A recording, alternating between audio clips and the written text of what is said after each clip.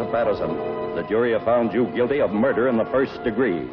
Have you anything to say before the court imposes sentence? Yeah, I got something to say.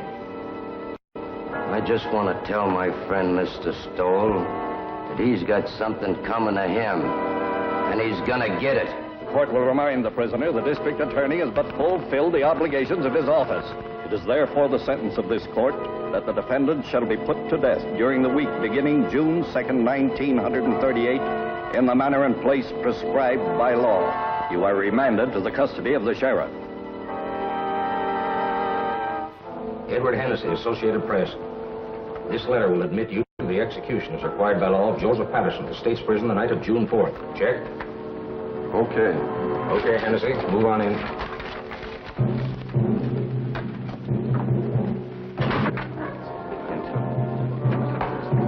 Better save some of that till you come out. Well, boys, it looks like Patterson's going to get it all right. Yep, he gets it this time. The DA sure killed the reprieve. Went to the governor himself. He's a tough hombre, all right, all right. Who, Patterson? No, Stowell, the district attorney. You said it. All right, boys. This way, please.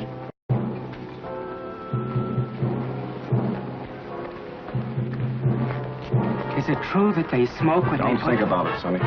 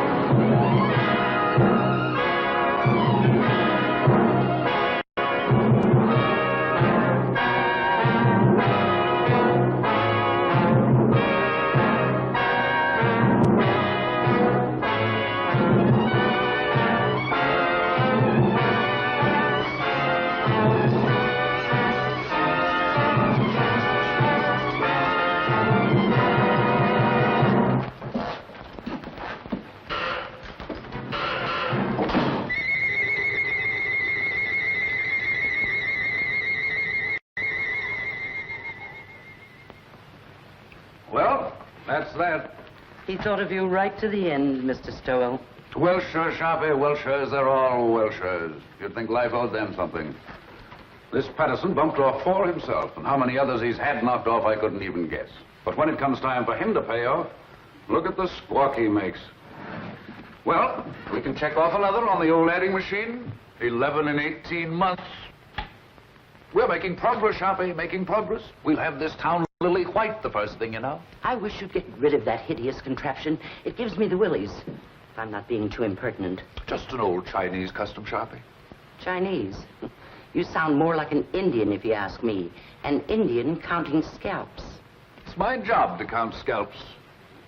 It's still a life for a life, so far as I'm concerned, and will be till they rewrite those law books over there. For you, Miss Sharp. Oh, thank you, Sonny. You're welcome, Sharpie. The governor returned the record of the Patterson confession. I'd like to have seen his face when he listened to it.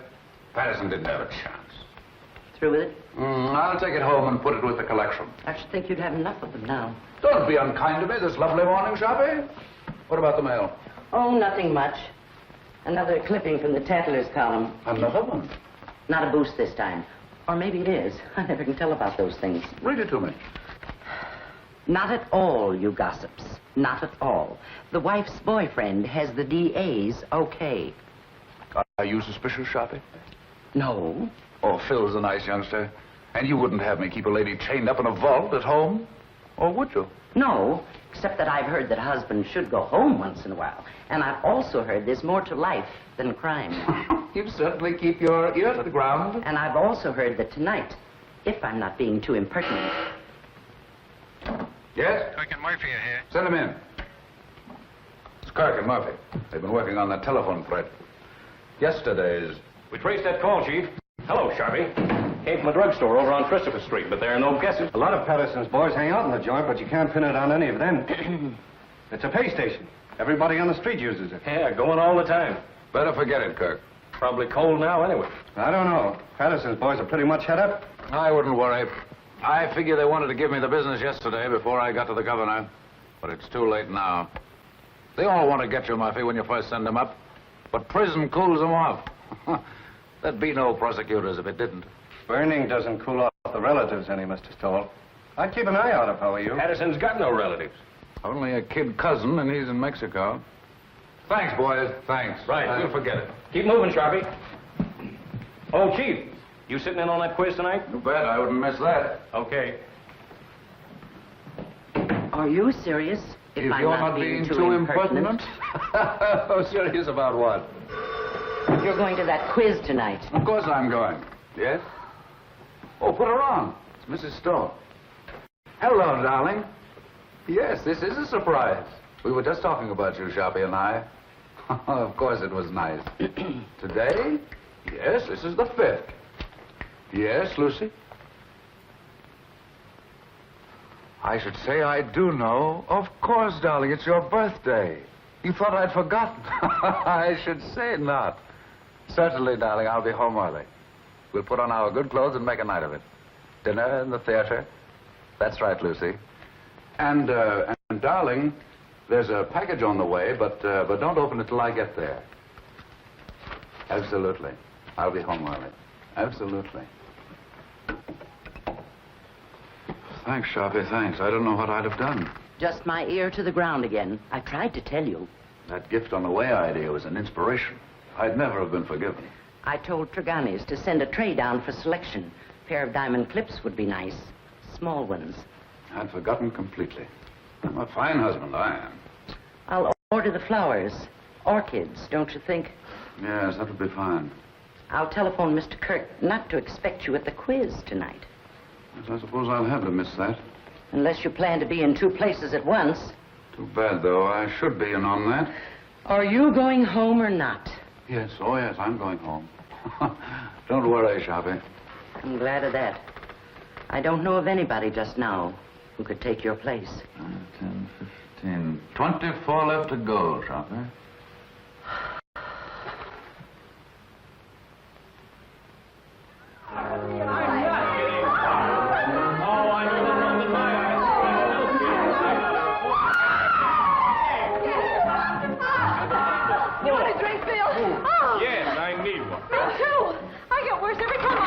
You couldn't. Don't let him kid you, Liz. Thank you, Creola. I didn't know, Miss Stowell, if you wanted the ice melted or not. Oh, no, Creola. I think it's better this way. Thank you, ma'am. I can't believe it. She's marvelous. She's my new maid, but you should taste her biscuits. They're wonderful. I'll taste a highball if it's all right for everybody. 2 fingers, please. Don't make it too weak. Hello, Mr. Stowell. Hello. Why, hello, Jim. Hello. Jim, you're early. Hello, Jim. How are you? Just in time for a drink. Happy birthday, darling. It is now. I didn't know, Lucy. Why'd you keep it a secret? All the old girls do, Elizabeth. Hiya, Phil. Fine, Jim, fine. Would you like a drink, darling? I'm ashamed of myself for forgetting. Me, a cousin, too. Thanks, darling. I'll fix my own. I almost forgot myself. And I am a husband. Hello. New glasses? Well, the set's from Phil. Isn't it lovely? Birthday present? Oh, they're just replacements for the ones I break. So you remembered. Well, that was nice of you, Phil. Seems I saw something in the papers recently about Lucy and Phil, didn't I? Just a bit of scandal. I can't get away with a thing. I saw that. I wish it hadn't gotten the newspapers, though. Not that I care particularly, but you know, a man in my position. You're joking, aren't you? It was a triple date, Jim, and I didn't show up. The young things took pity on me. You don't think I'm serious? You don't think I suspect Lucy, do you? I didn't know what to think. You know, when you're talking to a district attorney. Well, I hope I'm not bringing my job home with me, Elizabeth. Monster, though I'm supposed to be. Caesar's wife must be above suspicion. To Caesar's wife. Wait a minute, John. Do you know what happened to Caesar's wife? Something dreadful. He killed her. Deader than a doornail. Oh. Well, let's just drink to Lucy. To Lucy. Thank you, darling. Hey, Mr. Stowell. Yes, Creola. Telephone. Who is it, Creola? Who is it? It's the gentleman who works in your office, Mr. Stowell. It's Mr. Curry. Oh, please, Jim. Oh, of course, darling, of course. What's the matter with me? Tell Mr. Kirk I'm not in. And Creola, I'm into nobody from now on. Understand? Nobody. Yes, sir. I understand. You just ain't in. I still don't believe it. Sometimes I wonder if Jim is my husband or just district attorney. How goes it at the university, Phil? I'm on my last postgraduate course right now. Political science. Do you know, after this, I'm afraid I'm going to have to go out and go to work? He hates to give up watching football practice. Come on, Einstein. We've got to go. I'm going to make him study tonight or bust. Let's bust. A great, big, beautiful bust all over town. What do you say? Oh, you ninny, come on. Thanks, Lucy, for the game and the drink. See you soon. Bye-bye. Happy Goodbye, birthday. kid. Thank you. Good-looking pair of kids. Nice, too. I wonder if they'll ever get married. Mr. Stowell, I told the gentleman you said you wasn't in, but he didn't believe me, Mr. Stowell. He says to tell you it was important, and to tell you that the cousin from Mexico was in town. But he didn't say what cousin, Mr. Stowell. That's all right, Crayola. Thank you. You welcome. What does that mean, Jim? The cousin from Mexico? Nothing at all. Kirk shouldn't bother me here with details. Well, we'd better go along then. We'll have to hurry if we're going to dress. There's no place to hurry to when I'm with you. Darling.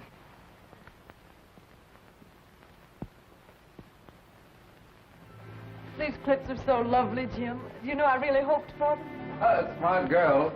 I bet you hoped me into them. Well, don't people say that if you hope hard enough for anything, it comes true? Only foolish people, darling. Hope's a cheat, but not a very kind one. Must you be cynical tonight? Oh, don't listen to me. Hope is fine, darling. But having is so much better. Nice husband. Oh, now you make me feel uncomfortable. I've got a confession to make. The clips weren't really my idea. They weren't? No. Sharpie thought of them. In fact, Sharpie thought of your birthday. Oh, Jim. Oh, it's the awful truth. I forgot. Well, I wouldn't let it bother me. Sometimes I wonder how you manage to remember as many things as you do. And you're the only thing in the world really worth remembering. That's nicer than any present, Jim. Except I didn't remember. But someday I will. Someday I'll stack up all the things I've forgotten in one huge celebration for you. And will that be a day? This day, this nice small day is all right. Just having you home again like this is enough.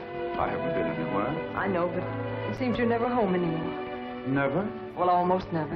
At first, I used to be able to console myself by saying, your husband's a great soldier. He must be off to his wars. But lately, it's been harder and harder making it work. I don't seem to be able to console myself that way anymore. I just want you with me, especially when it's getting dark. I suppose I'm just lonesome. Or maybe I'm afraid of ghosts. Just a minute, Lucy.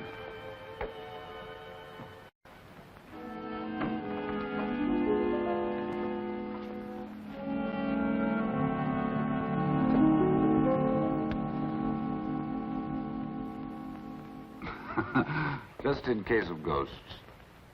Jim, must you carry a gun even on our night out? It's nothing, darling. What the well-dressed man must wear. That doesn't sound like you, Jim. I know you're just trying to put my mind at ease, but you didn't used to joke about things like this. It's nothing, Lucy, I promise you. But it isn't nothing. When you scolded Liz this afternoon when she was joking about Phil and me, you said you didn't want to bring your job home with you. Now you are bringing it home with you. You really mean it, Lucy? Well, look, Jim, we can't even go out on a birthday celebration without your being armed. I'm sorry, Lucy. But it isn't as serious as you think. The gun has made everything sort of melodramatic. But I didn't realize that I was bringing the job home with me. Sharpie accused me of it, but I wouldn't listen. I've been wrong. I stand convicted. Pardon me, Governor, and I promise it won't happen again. But it isn't just the gun, Jim. I know, darling. It's me. It's the job. It's everything about me. Yes, Crayola? These just come. Orchid. Oh, this is my birthday. Jim, you're a darling. You're a considerate, impeccable husband. And I'm ashamed of myself for saying the things I did a few minutes ago. Now I'm caught again. Caught? Sharpie thought of the flowers, too. Oh, dear. Well, anyway, this is my birthday. I'll try to think of something original before the evening's over now.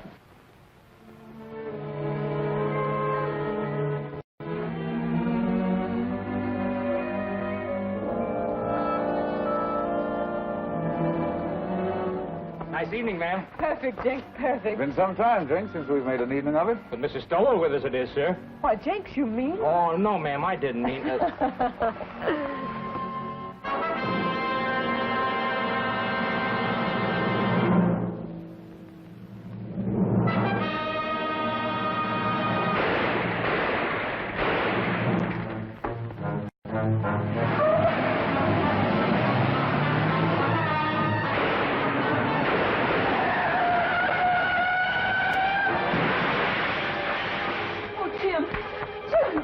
Call an ambulance.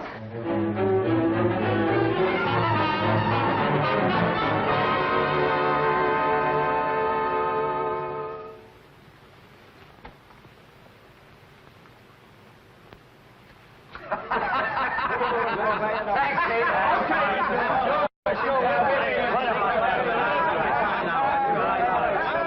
do you say, gentlemen? What about giving a dead man a break? And let it show on the front pages. You're marvelous, Jim. You couldn't have done it better if you'd planned it. It's a great break. And all for a nick in the elbow. That's luck, man, and you deserve it. I'd like to have quizzed that kid before he died. Cigarette? I never use them. No, Jim, it's better the way it happened. It's a closed book. We've had enough Patterson. I'd like to have had those newspaper boys in here last night when they were operating. You look good and sick. The doc wouldn't stand for it. We'd have had a great break in the morning papers. Well, the afternoon papers are not to be sneezed at in this town. No, sir. If this were election year, we could snap you right at the city hall. Easy, just like that. Thanks, Dan. Thanks nothing. I'm doing you no favors I'm not doing myself. Well, you've got this town by the ear. It's served by its long, hairy ear. You're a hero, that's what you are. Well, goodbye, Jim. I'll be in later with the papers. All right. See you later.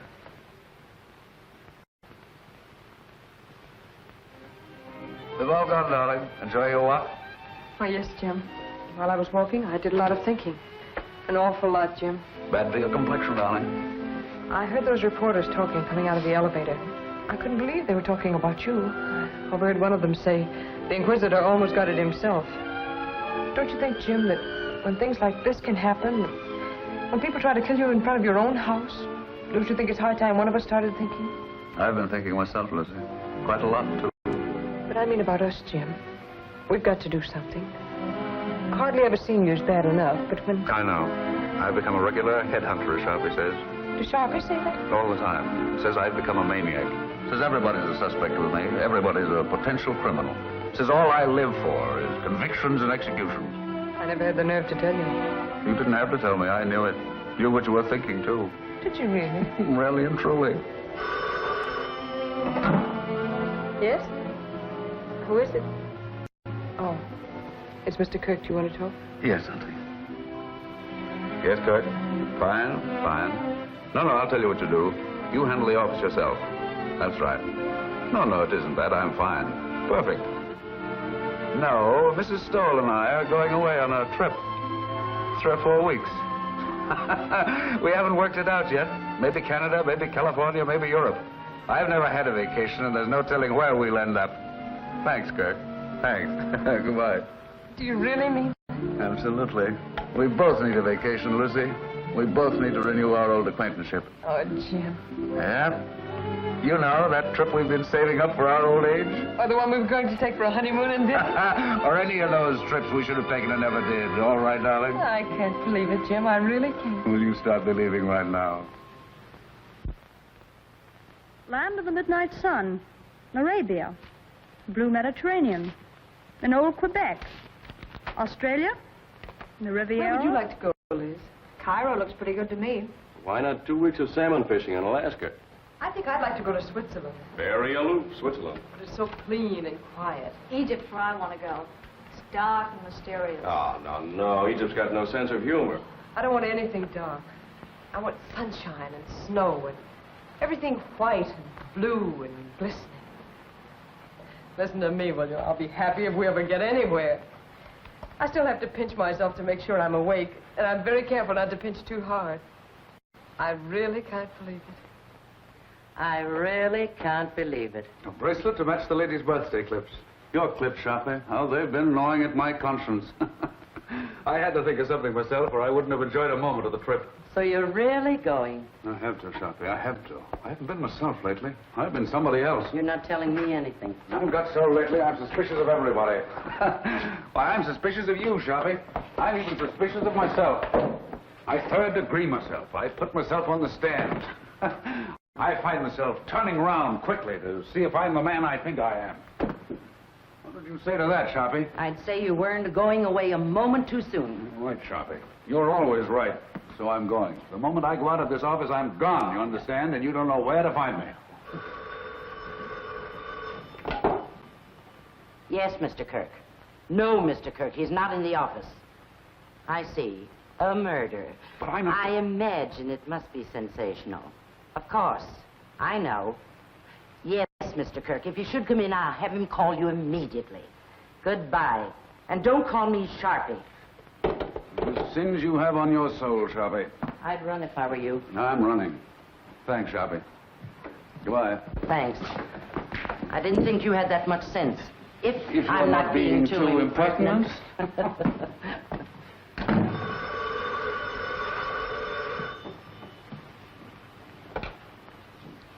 Sorry, Mr. Stowell's not in the office, and I don't know where to find him. Oh, it's the police headquarters. I'm sure it must be very important, but I have no idea where to find him. So sorry. So very sorry. Goodbye.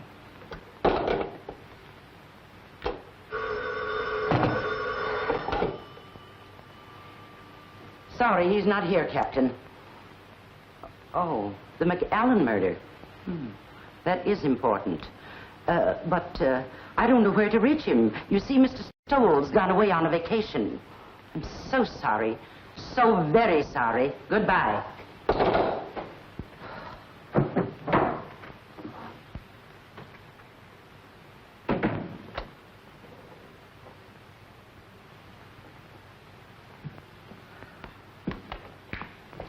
Hello, Sharpie. Where's the chief?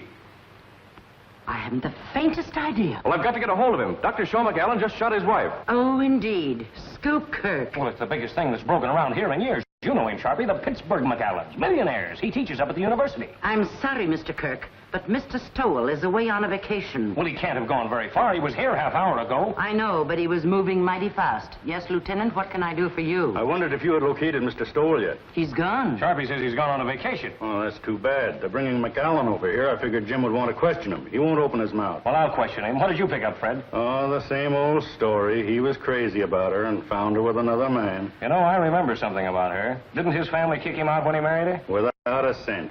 Come on.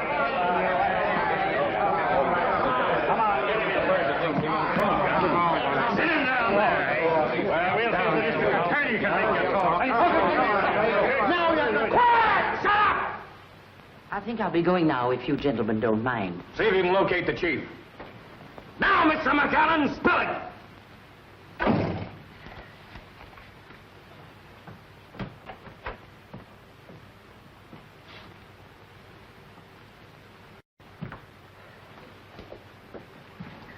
Lock up when they're all through, Pinky.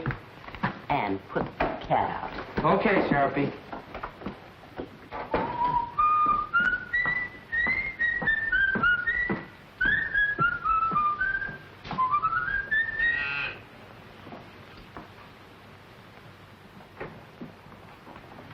I'll only be a moment, Joe. I left something in my office. And you remember nothing, Dr. McAllen. But you shot well enough to kill. A precise, deadly shot, Dr. McAllen. Are you sure you don't remember that? Your silence has no point, Dr. McAllen. When you shot to kill, when your gun spoke, you spoke. It's too late now for silence, Dr. McAllen. You're an educated man. You know men have been shooting faithless wives since time began. No, Mr. Kirk. Just a moment, if you please. Gentlemen, if you'll be kind enough, I'd like to be alone with Dr. McAllen for a moment. I can imagine the strain he's been under. Would you be kind enough to leave us alone for a moment? Okay, Chief. Thank you.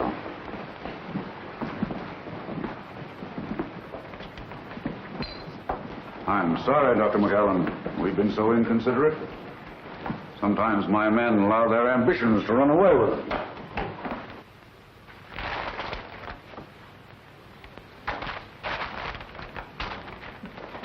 You better sit down, honey, and rest your feet. I caught myself doing that once unaware, and I was worn out for a whole week. Now, that's bad. You may not never get over it. It'll do you good to get the whole thing off your chest. There's no use of talking, Mr. Stowell. There's no use of anything now. Would you like a cigarette?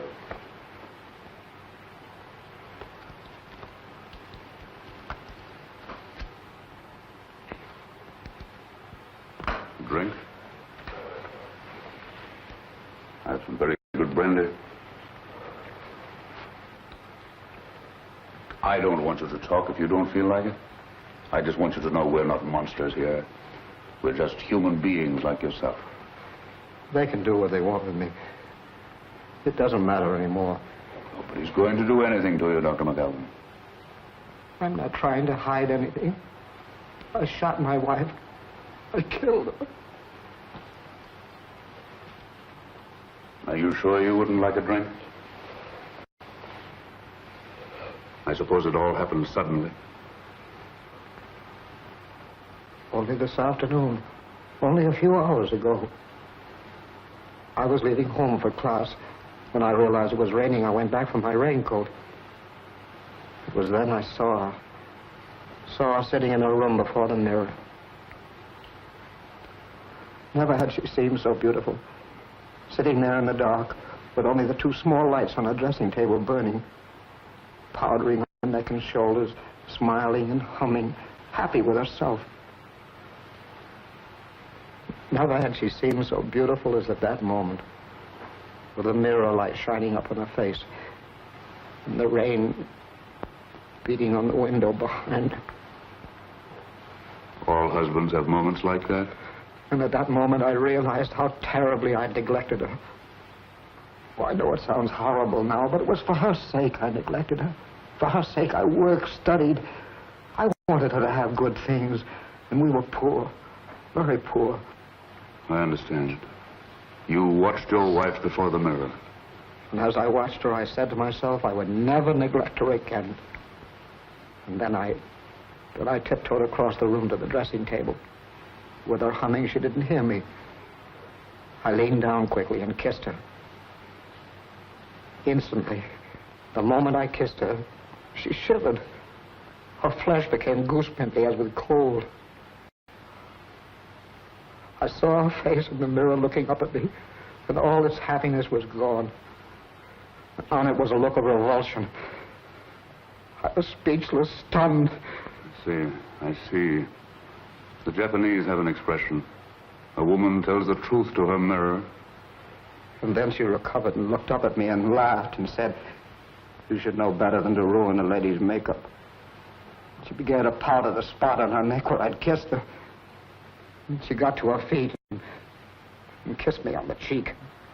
"I've got to run along," she said. "I'm playing bridge at Sonia's. I'll see you for dinner." She ran out. I stood, still speechless, and watched her go. I see. And that was how it began. My brain was on fire. I was sure there was only one explanation. She was making herself beautiful for some man, and she was going to him. She wasn't going to Sonia's. I followed her in the rain. And what finally happened, Dr. McAllen? I killed her. I know, but the circumstances. It's all unreal to me. All blurred. I was blind, insane. I saw her enter her house. I went to a window. I saw her run into a man's arms. The fire in my brain became a fury. I didn't realize I'd drawn the gun. I didn't realize I'd fired it. Until I saw her body crumble to the floor. And then I knew I'd killed her. In that instant, I knew I'd lost forever the one thing in the world I loved. It's my fault. My stupidity. My neglect.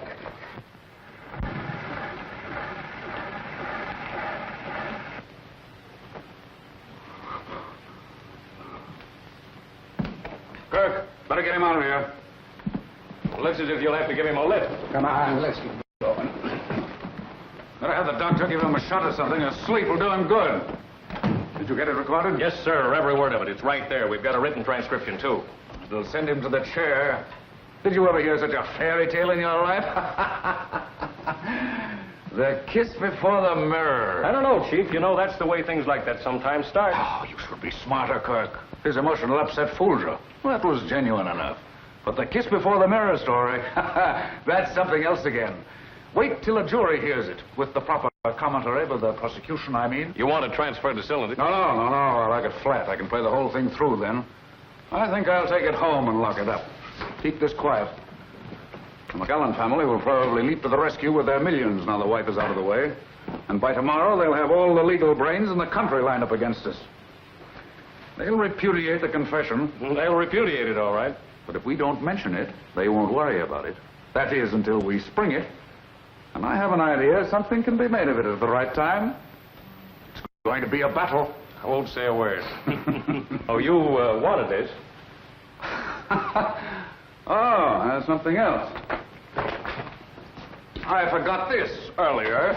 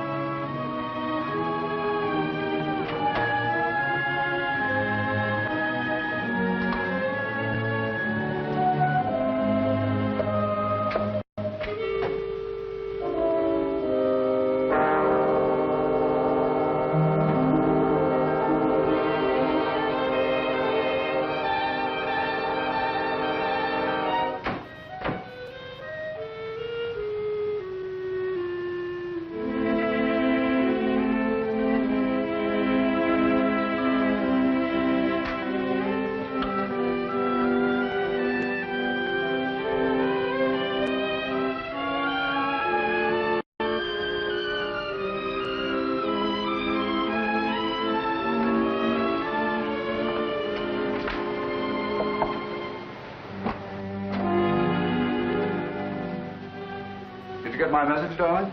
Yes, I got it, Jim. I'm sorry, terribly sorry, but I couldn't pass it up, Lucy. Yes, I imagine it'll be a sensational case. Another conviction. Oh, it isn't that. I'd be shirking my job if I went away now, believe me. That's funny. The kiss before the mirror. What's funny? Nothing. Nothing for your pretty ears. I was just reminded of a little story I heard today.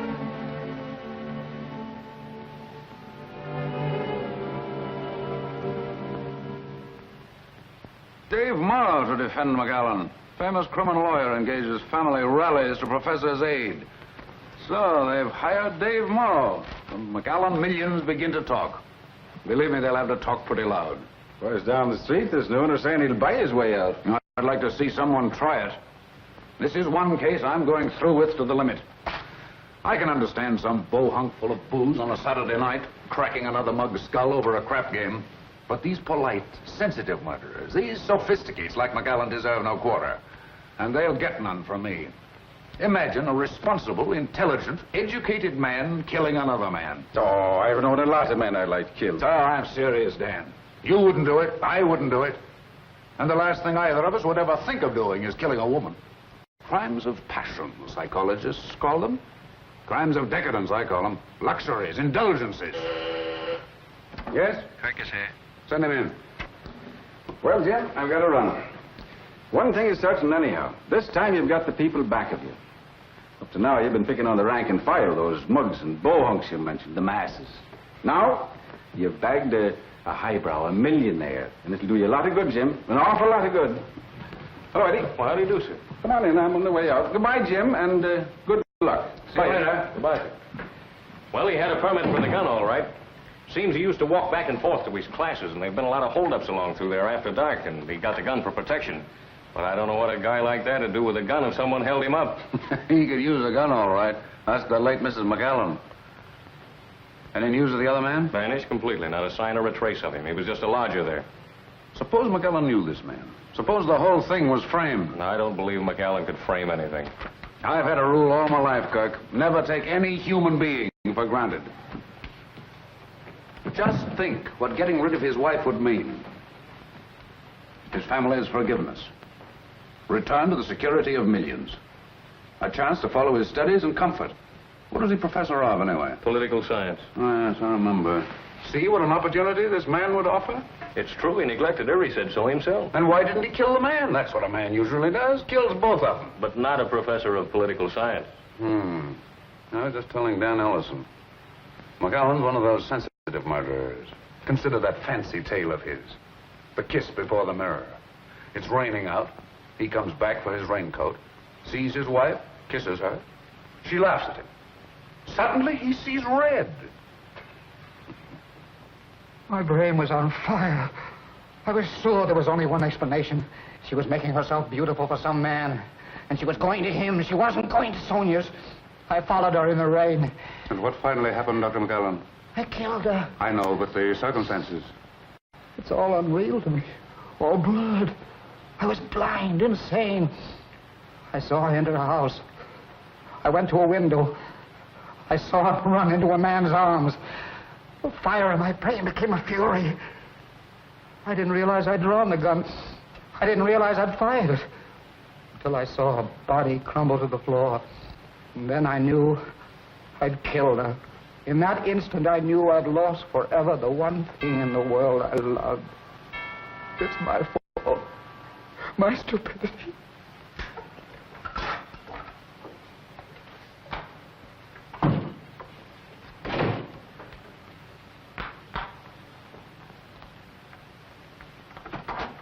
Oh, hello, Phil. Hello, Lucy. Say, what's the matter with you? You look as if you'd seen a ghost. A ghost?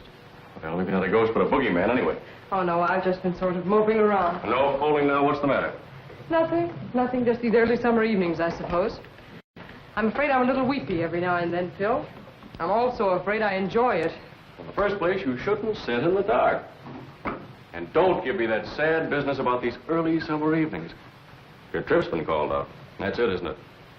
That's it. Sit down, Phil. I know. It's a tough break all the way around. You know, Lucy, Dr. McAllen was my prof in political science at the university. He was a great little man.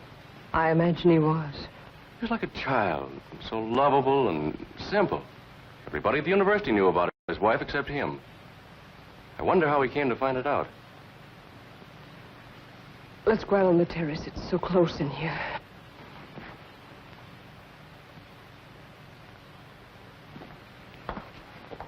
This fresh air is better. You sure you feel all right? Oh, yes, I'm all right.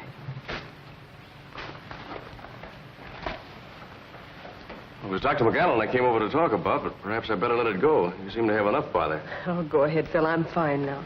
Well, Lucy, it's just that I'd like to see the poor gent get some sort of a break. I guess there's no doubt he shot her, but, well, I thought if Jim knew what a terrible woman she was and what a sweet little man he is, it might help. He might be lenient anyway. And I thought if you could... If I could speak to Jim? Yes, Lucy, if you could. Because I could never do it. It'd be a waste of time, Phil. Well, I thought, knowing Dr. McAllen... I know, but there's nothing you can do nor we can do. When Jim gets on a case like this, he's different. He's a stranger. His job becomes a mania with him. I don't know him. I don't understand him. I'm even afraid of him. I'm really sorry I mentioned this. Oh, I guess it isn't as bad as it sounds, Phil. Jim's always thoughtful and gracious with me. It's just that other side of it. I understand perfectly. That's a tough racket he's in. I'm sorry I bothered you. I wish I could be of help. Well, I wish I could be of some help to you, Lucy. And when Jim is off on one of those cases, you know, I mean, whenever you need some laughs, why, give me a ring, will you? Oh, thanks, Phil. If ever I feel like I need some laughs, I'll do that. How's Liz? Oh, fine, fine. But she's ambitious as the devil. She wants me to get a job right now. How disgusting. It's terrible. She wants me to give up my boyhood. Well, I've got to go. Good night, Phil. Good night, Lucy.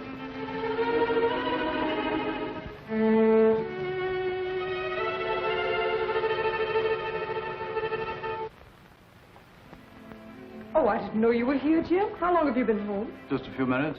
Out for a walk? No, Phil dropped over. We've been out on the terrace talking. Phil likes the dark, too. Writing poetry, I suppose. Oh, no. Phil's one of our young realists. He lives a sort of poetry, though. Limericks, I imagine. No, popular songs. Gay ones, bright ones. How's Elizabeth? Oh, she's fine. Phil says she's ambitious as the devil. She wants him to give up his boyhood. He couldn't mean his childhood, could he? What's the matter with you, Jim? Nothing. Why? Talking like that. You like Phil, don't you? You always have. Of course I like Phil. It's just my evil nature, darling. I was so disappointed not to find you here. I'm afraid I'm old-fashioned. I want my woman in the house when I come home. What's got into you, Jim? I was here. Yes, I know. I guess it was just when I found you here with Phil, I was... You don't mean jealous, do you? No, not jealous. Envious. I envied him. I envy anybody who has a single moment of your time. I envy them your eyes, your voice, your presence. I even envy them your shadow. Do you know the other morning when you told me of some wild dream you had that night? How you'd gone to a masquerade and I wasn't there? Do you know, I was furious. Furious because I wasn't there in your dream. furious with all the people who were. I didn't say anything about it, but it wasn't till I got to the office that I was myself again. Sharp is right, Jim. You are going crazy. With worship of you, darling.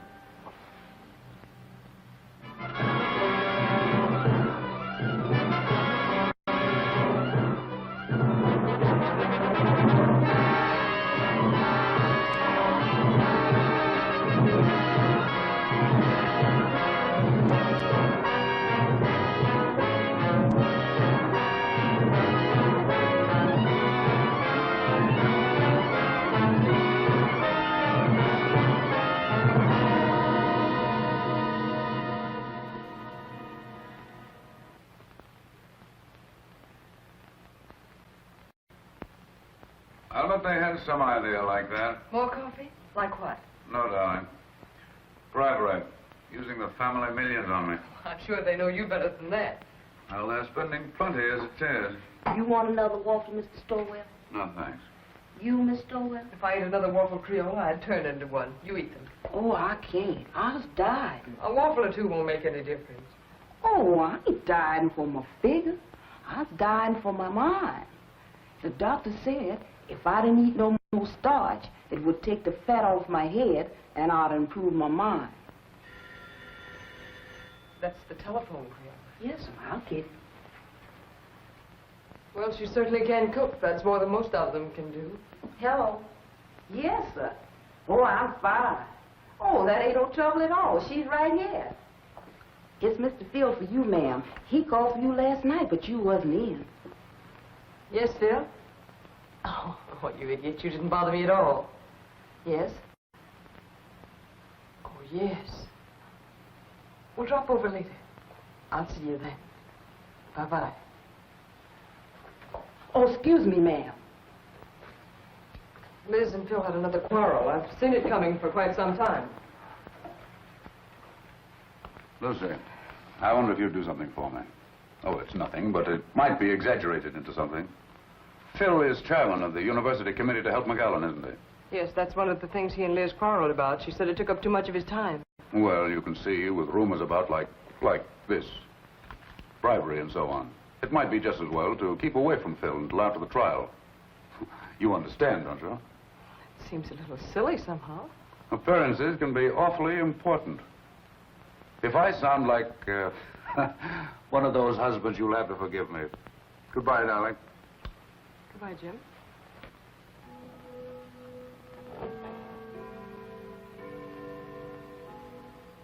No, Dave, the job was premeditated, and I'm pretty sure I can prove it in court. Aren't you going just a little bit out of your way, Jim? I'm not just talking as his attorney when I say that he was not in his right mind. I know, you're just talking as an old friend. Now, I've defended many a criminal, and if McAllen's one, I'm giving up the profession. Believe me, if ever a man was insane, he was. So, it's insanity again, Dave. I suppose you've got your battery of psychologists and experts all lined up.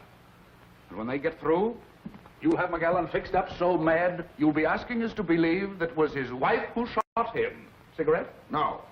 But I tell you, the man was really crazy. It's the only possible explanation. If you keep on, none of us will be responsible for anything. We'll do what we like.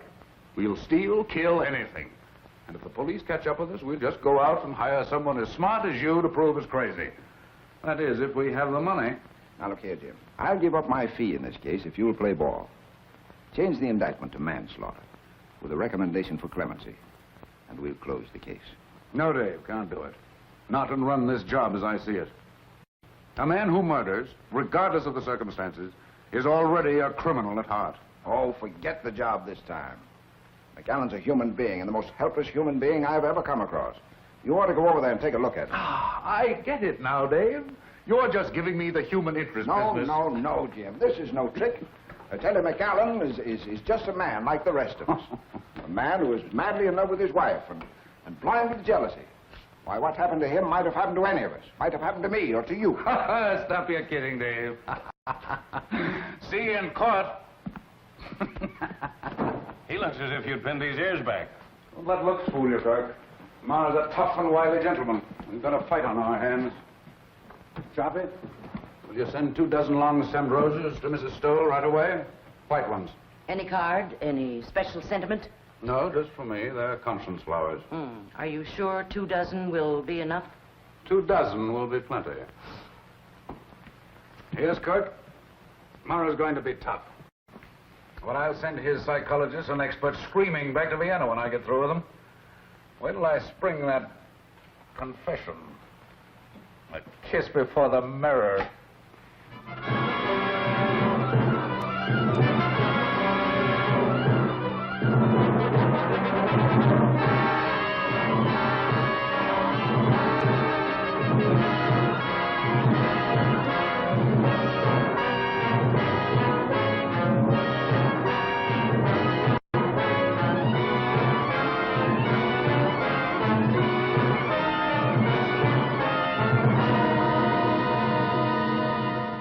You admit, then, that you neglected your wife? You saw little of her. You were too busy with your humanitarian studies, your plans for a better world. I must ask you again to answer yes or no. Yes. Thank you.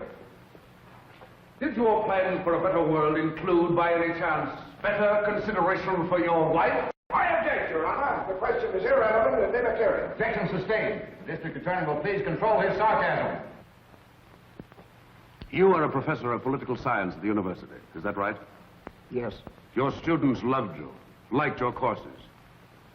I think so. You spent a great deal of your time with them, long hours after class, and in the evenings. Yes. And when your students were not with you, your work was with you, night and day. Is that not right, Dr. McAllen? Yes. How long would you say, Dr. McAllen, how long was it before your wife's death that you took her out, say, to dinner, to a party, to the theater? I object, Your Honor. The question is irrelevant. Objection overruled. The district attorney may continue. How long, Doctor? A month? 2 months? 3 months? About 3 months. This, then, is the woman you loved. This woman you did not think enough of to be a companion to in her ordinary life. This woman you left to weep her heart out in her own loneliness. This is the woman you say you loved with a passion, with a madness that drove you to kill? I object, Your Honor. I object. Order! Order! Ladies and gentlemen, please be seated. Order! Evening paper, ma'am. McAllen collapses on the witness stand. Thank you, Creole. You're welcome. Cracks after 2-hour grill by District Attorney Stowell.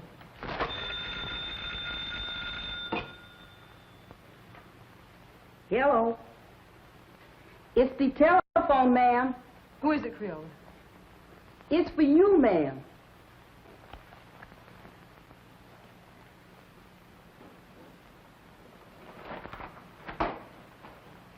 Yes? Oh, yes. Oh, yes, I'll be over as soon as I can.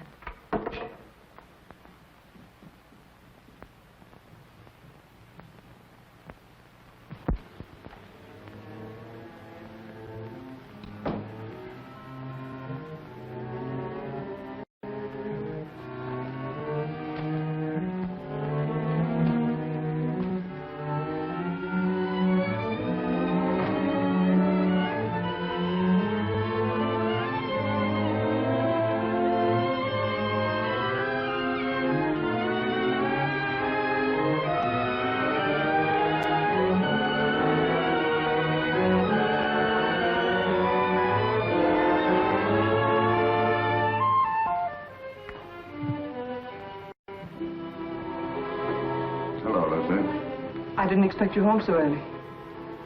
I've had one of those days. Yes, I know. I read it in the paper. Sort of a Roman holiday, wasn't it? You shouldn't read the papers, Lucy. They're not for your pretty eyes.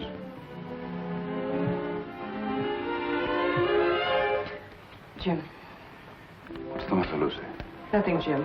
I have to go to Elizabeth's for a few minutes.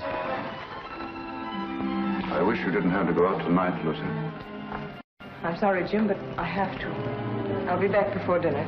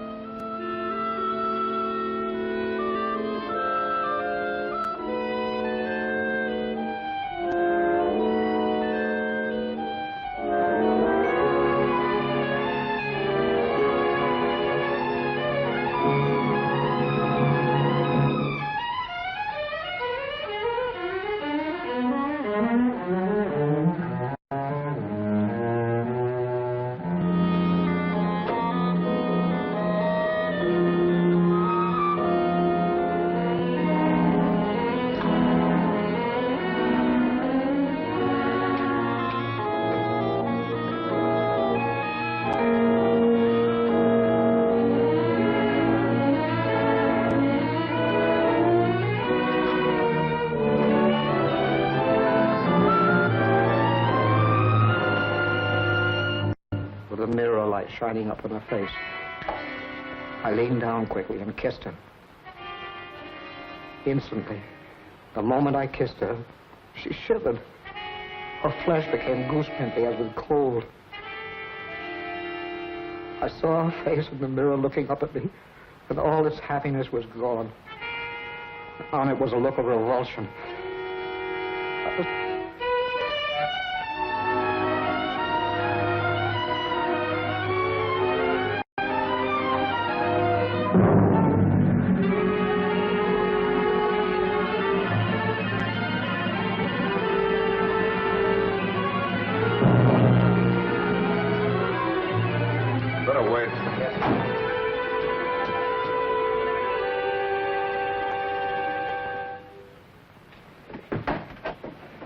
Why, Jim. Hello, Elizabeth. Is Lucy here? No, Jim. Why? Is something the matter? No, I just wanted to speak to her. I'm sorry to have bothered you, Liz. It's nothing. Well, come on in, Jim. I expect her. I'm waiting for her now. No, thank you, Elizabeth. I've got to go along. I just wanted to say something to her. See you later.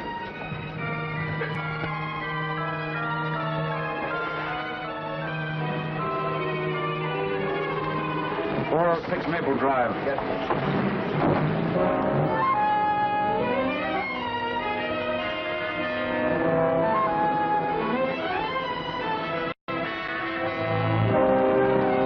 You want me to wait here for you, mister?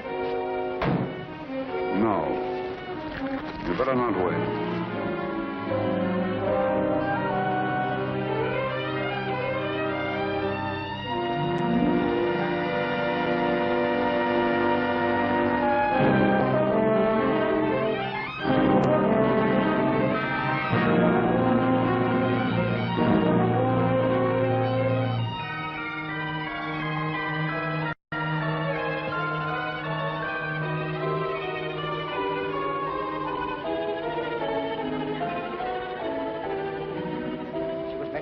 Beautiful for some man. And she was going to him. She wasn't going to Sonia's. I followed her in the rain. It's all unreal to me. All blood. I was blind, insane. I saw her enter her house. I went to a window. I saw her run into a man's arms. Fire in my brain became a fury. I didn't realize I'd drawn the gun. I didn't realize I'd fired it. Till I saw her body crumble to the floor. Then I knew I'd killed her. In that instant, I knew I'd lost forever the one thing in the world I loved. It's my fault. My stupidity. My neglect.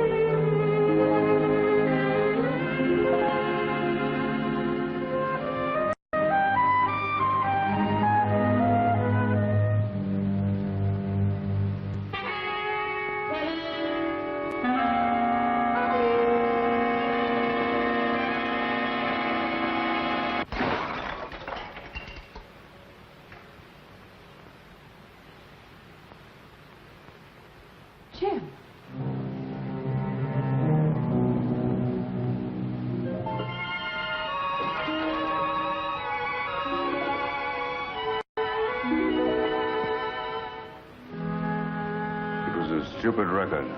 I should have bought some new ones. Liz said you were looking for me. What is it, Jim? Nothing. Nothing much. I guess the case is about getting on my nerves. I simply wanted to tell you that I wouldn't be at home tonight. I'm staying in town. Oh, I see. It's much better if I'm near the office. Yes, I suppose it is. The office is terribly important. I can get someone to stay with me here. Yes, I'm sure you can. See you tomorrow.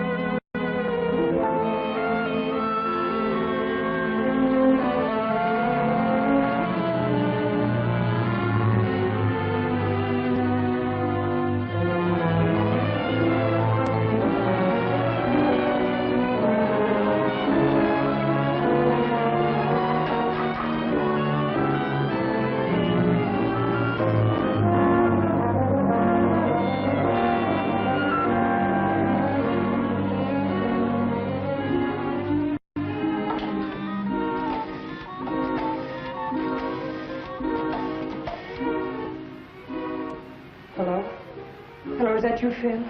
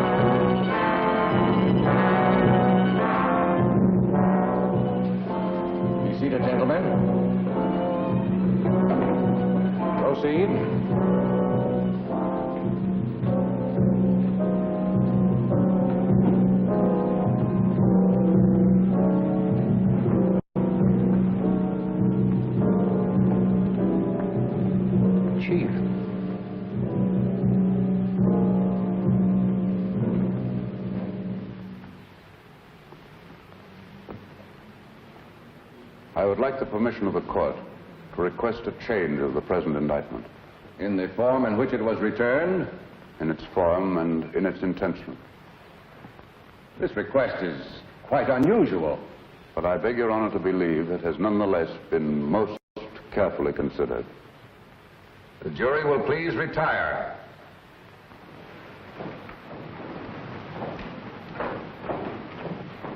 What's the matter with Stowell today? Can't figure it out, unless he's got a new act. He looks as if he's ill. Oh, I do hope nothing's happened to him. This is the only day I can come. Here's where he pulls something out of his sleeve. The state has come to the belief that the indictment of murder brought against the defendant in this case was not fairly and justly conceived. The attorney for the state has come to the belief that he acted without premeditation. If it please the court, the state recommends that this indictment of murder be amended to a charge of manslaughter.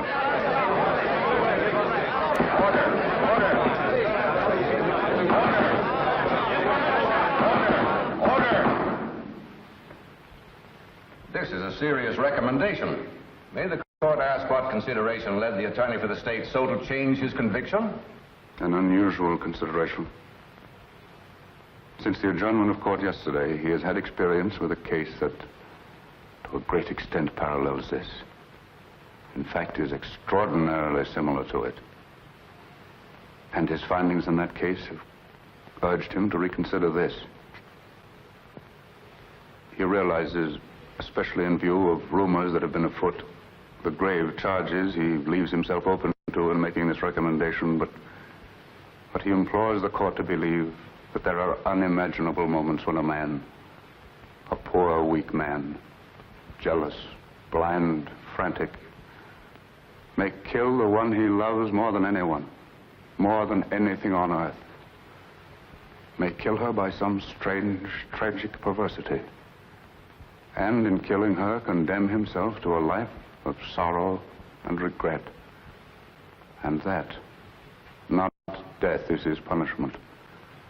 And believe him, Your Honor, it can be a terrible one.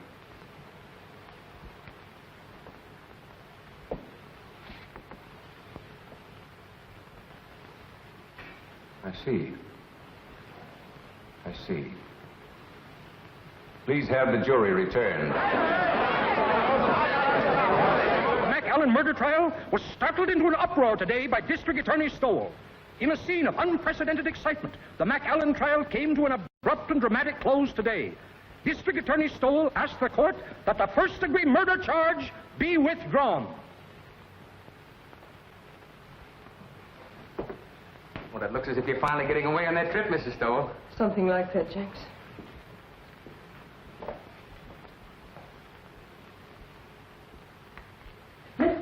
Miss Stowell, you should hear Miss Stowell. That's it, Creola. Mr. Stowell just let that McAllen man go. You let him go? Yeah, something like that. You just come on in and listen, Miss Stowell. For the alleged wife slayer, surprised the spectators and the court by asking that the first-degree murder charge be dismissed. The jury, following Judge Forbes' instructions, immediately returned a verdict of manslaughter with a recommendation for clemency. The penalty calls for from 10 to 20 years. District Attorney Stowell has blankly refused all further discussion of the case. We will now continue with our regular program. I thought sure they was going to electrify him. Thank you, Creola. I learned a lot just sitting here on my day off, improving my mind.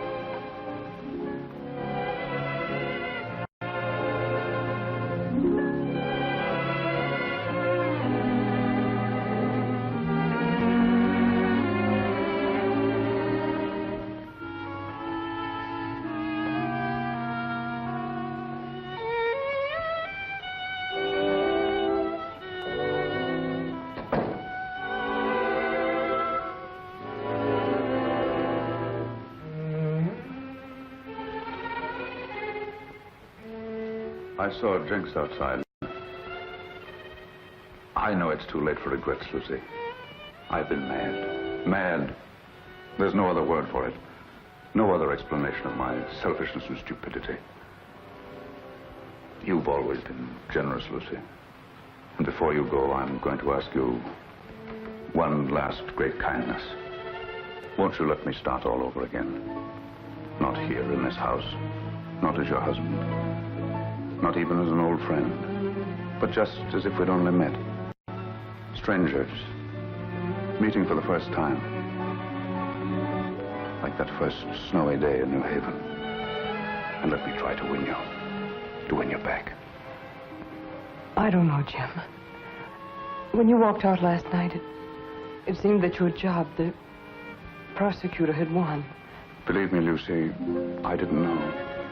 I didn't realize what had happened between us until yesterday when I saw you sitting before the mirror. When you kissed me? Yes, when I came home. I hated you then. I just read your cross-examination of McAllen and how he collapsed on the witness stand. And you seemed to me more of an executioner than an attorney. I know. I understand, Lucy. And afterwards, when you left the room, I realized the truth for the first time. Hello, folks. I want you all to meet the young lady's husbands. We were married before breakfast. Oh, Liz, I'm so happy. I don't know what I'm crying for. Come here, bride. Kiss Mr. Stowell. After all, it was his wife that did it. That's right, Jim. He was really going to run out. Don't I know? When I was over there last night, he had his bags all packed. My bag, you mean? All the happiness in the world, Elizabeth. Thanks, Jim. I don't have to wish you happiness, Phil. You have it. Thank you, Jim. I hate to admit it in front of two women, but I think you're right. Thank you, sir. Oh, Jim, isn't there a bottle of wine on ice? Not now, Jim. Save it until we get back. Come on, Victim, we've got to run. On to Niagara Falls. To Niagara Falls? Phil insists. He wants to be different. We're going to drive up in the flivver, and I tie the tin can and ribbons out all by myself. And he's made one of those just married signs, too. Didn't I read somewhere about the bridge over the falls being done? Well, we can still send postcards. That was a marvelous thing you did today. You're a great man, Jim. Hardly. I just came to my senses, that's all, Phil. Well, come on, Liz. We've got to be moving. Well, goodbye, Phil. Goodbye, Jim. Goodbye, Lucy. Goodbye. Good luck. Thanks again, darling. Forget it. Ring us up when you get back. Come on, Mama. We got to go. Don't call me Mama. I don't like it. Well, you better get used to it. Hello. It's the telephone, Mr. Stowell. Who is it, Criolla? It's that Mr. Allison from the office, and he said it was most urgent. No, Dan. Oh, I've had enough of the job. Enough for a while, anyway. That's right. No, I won't do it. No, I'm not resigning, Dan. The job's all right. The trouble's with me. I've just got wise to myself. But, Jim, the newspaper boys are packed outside, and there's some pretty nasty talk going around. Yes, bribery. The McAllen millions, you know what I mean. Let them talk. Let them investigate. Let them do what they like. I'll take care of them all when I get back. Let me talk to Sharpie. Yes, Mr. Stowell. With the greatest of pleasure.